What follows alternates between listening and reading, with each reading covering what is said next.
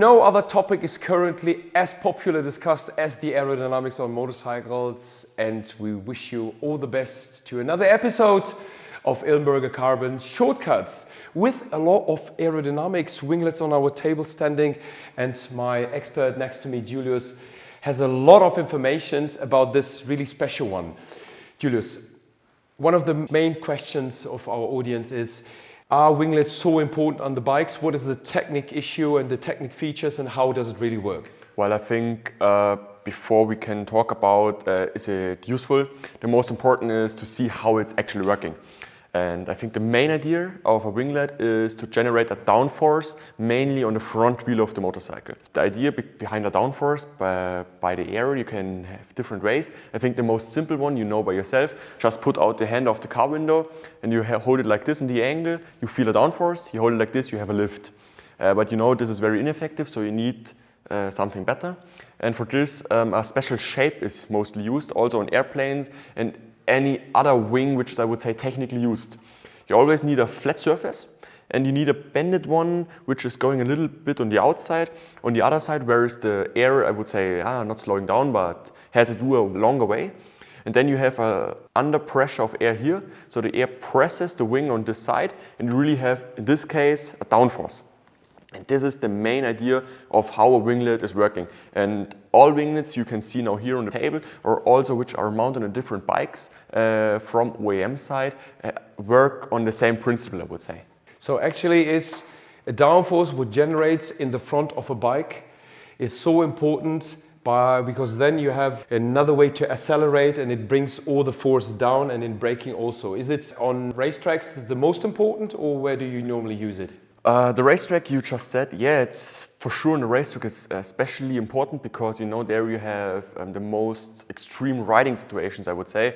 And like you said, on the acceleration, the bike is trying to wheelie, and if you now hold against, you can accelerate harder and have less wheelie, so this helps you a lot. But also you just mentioned it, when braking really hard, the bike also starts to lift on the rear. Now I would say, yeah, but it's worse if I push in the front even more. But the point is, the bike is pushing to the front actually, and the front is moving because of the handlebar. You know, it's always in relation to the bike, it can move sideways. And this is why the bike tries to go sideways. And if you're now pushing down the front and the bike itself on the fairing, then it's all stabilizing, and also the braking can be or is more stable, and this also helps you, not only the racetrack, but for sure also on the street. If, I don't know, you are surprised because there's a deer running over or something happens in front of you and just have to emergency brake, then for sure it helps if the bike is more stable. So you just mentioned it's not only a question of racetracks and race bikes, it's also something for road riders. When they go on a tour and they're crossing some wood paths and there's a deer just running over, they had to do emergency braking. It's all about stability. Even in the city. It doesn't have to be in the woods. Even in the city, if just a child is running in front of you, there it can help. Are we just actually talking about full fairing bikes, or also about, let's say, naked bikes, which probably can have winglets and this is useful? For sure, on a full fairing bike, aerodynamics is always important, and it's always something which is thought of, which is you're thinking, yeah, this needs to be. But on a naked bike, of course, aerodynamics apply the same way.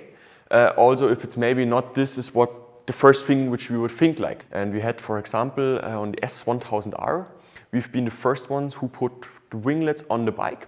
And we tested them properly, and we made a first safe test run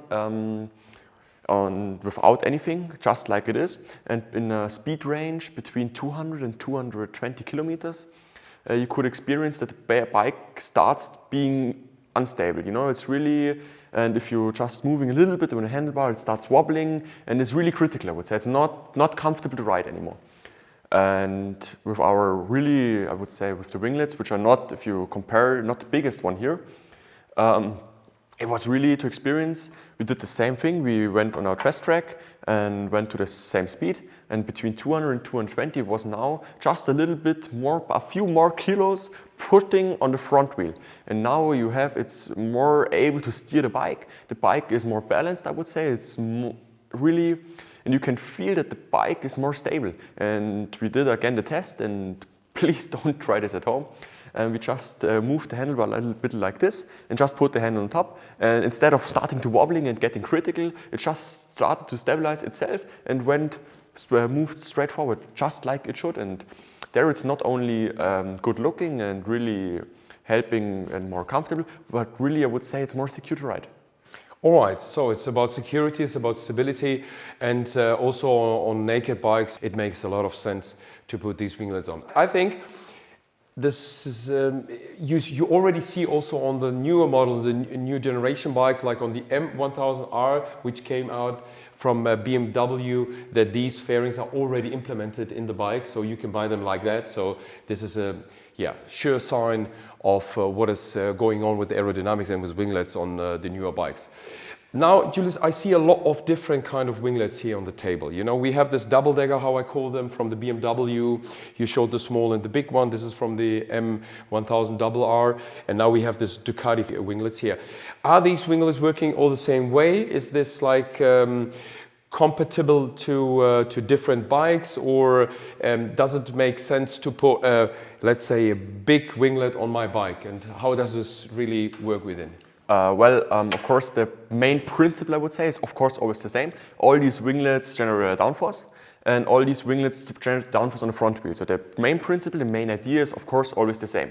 But I think it's easy to imagine that this winglet is producing not as much downforce as this winglet does. And this is really important. And now you can say, but a lot is always better than less. But I don't think this is working on downforce, because you have to imagine as a bike as a whole unit, you know, and the aerodynamic, but also the geometry of the bike or the suspension, all these things. Also, where is the weight? Is it more pushed to the front? Is it more in the rear? All these things work together. And all these things generate the feeling you have on a bike and how it is to ride. And if you now just put a big winglet on the front on any bike where it shouldn't be so much, because it is already big load on the front, then it will be for sure not better than it was. And because the winglet, you know, is always working, not only on the straight, but also if you're just in the corner. And if you're mid-corner and have too much load on the front, you will crash. This is bad. So it's always that the size of the winglet and the shape of the winglet has to generate the right downforce for the bike.